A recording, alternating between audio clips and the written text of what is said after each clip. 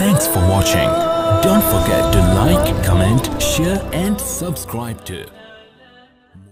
अस्सलाम वालेकुम नाज़रीन, आप देख रहे हैं कुरानिक एजुकेशन सेंटर। मैं हूं मोहम्मद अवैस, हमारे साथ मुफ्ती मोहम्मद मुज़फ़्फ़र साहब मौजूद हैं। आज हम मुफ्ती साहब से पूछेंगे, मुफ्ती साहब हमें ये बताएं कि जो है कुर्बानी का फ़लसफ़ा क्या है, यानी कि इसमें जो है कुर्बानी हम ज़िबा करते हैं, इसमें हिकमत अमली क्या है, यानी कि इसमें क्या हिकमत है। यानी बिस्मिल्लाहिर्रहमानिर्रहीम, अस्सलामु अलैकुम वरहमतुल्लाह, अल्लाहुम्मा सल्ली अला सय्यिदिना व मौलाना मुहम्मदिन व बारिक वसल्लिम। बड़ा ख़ूबसूरत सवाल है ये इस हवाला से कि इस्लाम को कोई भी अमल है तो अल्लाह रब्बुल इज़्ज़त ने उसको हिकमत से खाली नहीं रखा। यानी अगर आप एक मिसाल से मैं आपको बात समझा देता हूँ। अगर हम देख लें ये वज़ू है ना, तो वज़ू ज़ाहिर है हाथ धो रहे हैं, मुँह धो रहे हैं, कोई तो हिकमत है ना। और इस हिकमत की जो वाज़ेह दलील है वो इस दौर में मौजूद है कि अब जब कोरोना आई तो मेडिकल बोर्ड बार बार यही कह रहा है चेहरा धोएं, कुल्ली करें, नाक में पानी चढ़ाएं, हाथ धोएं, यही कर रहे हैं ना। तो हिकमत नज़र आई ना कि इस्लाम ने क्या हिकमत इसमें रखी हुई थी, जो 1400 साल पहले हमारे नबी ने हमारे कुरान ने हमें बता दिया। तो इसी तरह कुर्बानी में भी बहुत हिकमतें मुहद्दिसीन ने बयान फरमाई हैं। सबसे बड़ी हिकमत मैं जो आज के दौर में हमारे नाज़रीन के सामने रखना चाहूँगा, वो हिकमत असल में है खिदमत इंसानियत। इंसानियत की खिदमत का पहलू इसके अंदर अया होता है। वो कुछ इस तरह से अया होता है, इस्लाम खिदमत इंसानियत का सबसे बड़ा दीन है, सबसे बड़ा दीन है जो इंसानियत की खिदमत के जो पैगाम को अमली तौर पर नाफिज करता है। अब देखें फ़लसफ़ा कुर्बानी, अल्लाह रब्बुल इज़्ज़त के बंदों में से कुछ बंदे ऐसे हैं कि जिनकी ज़िंदगी गुर्बत में बसर हो रही है।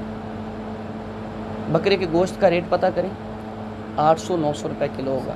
वो बेचारे लेके नहीं खा सकते, कहाँ से लाएं जिनके पास खाने के लिए दो वक्त की रोटी के पैसे नहीं हैं। आप बताएं, क्या गरीबों के बच्चे नहीं होंगे?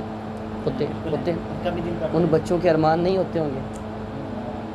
जब उनके किसी पड़ोसी के घर गोश्त पकता होगा तो उस गोश्त की महक उन तक नहीं पहुंचती होगी, तो उनके दिल में जो अरमान उठता होगा, जो चाहत उठती होगी, जो खाने की का शौक़ उठता होगा, अब उस शौक़ का मदावा कौन करेगा?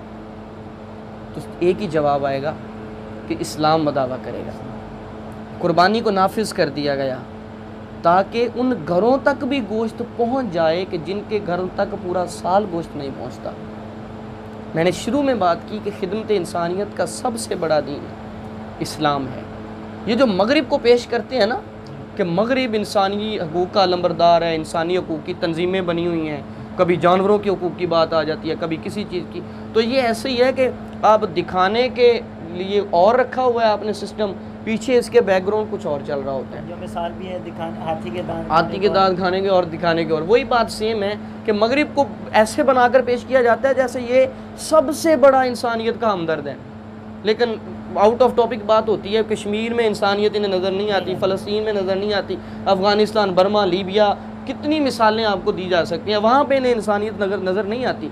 ठीक है, अब यहाँ पे इन्हें इंसानियत नज़र आ जाती है। लेकिन अल्हम्दुलिल्लाह मैं और आप बड़े फ़ख्र से ये बात कर सकते हैं कि हमारा दीन सबसे बड़ा इंसानियत का अलंबरदार है, खिदमत का अलंबरदार। अब गोश्त को 3 हिस्सों में तकसीम किया जाता है। ये एक बड़ी अहम बात है जो मैं इन तक पहुँचाना चाहूँगा अपने नाज़रीन तक।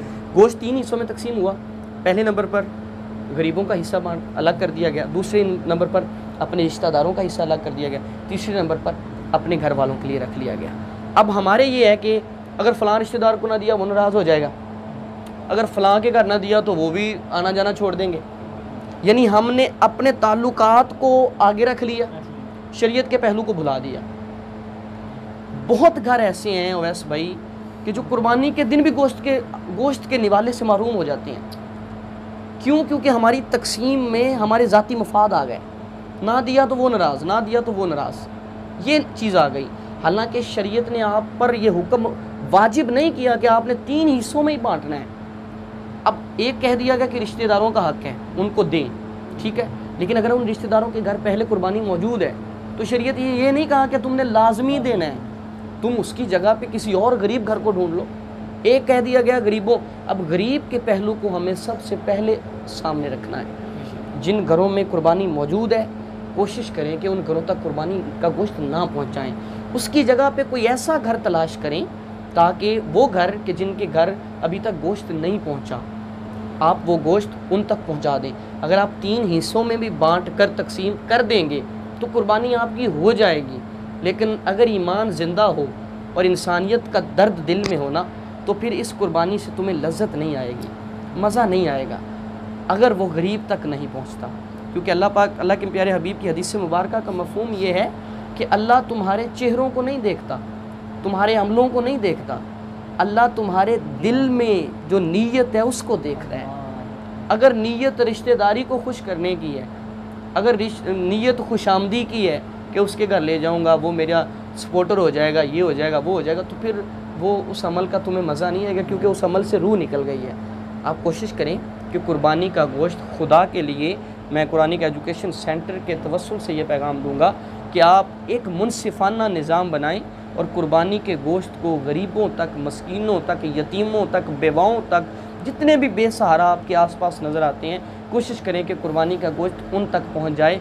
जब उनके बेटों के पेटों में ये लुकमा जाएगा तो उस वक्त जो उनके दिल से दुआ निकलेगी, उस दुआ और अल्लाह के दरमियान कोई पर्दा नहीं होगा। बहुत बहुत शुक्रिया जी। नाज़रीन, माशाल्लाह मुफ्ती साहब हमें बहुत प्यारी बातें बता रहे थे। इस पर जो है ना इंशाल्लाह हमने भी अमल करना है और आपने भी अमल करना है। तो तब तक के लिए हमें इजाज़त दीजिए, अगली बार फिर हाज़िर होंगे। अल्लाह हाफ़िज़। Thanks for watching. Don't forget to like, comment, share and subscribe to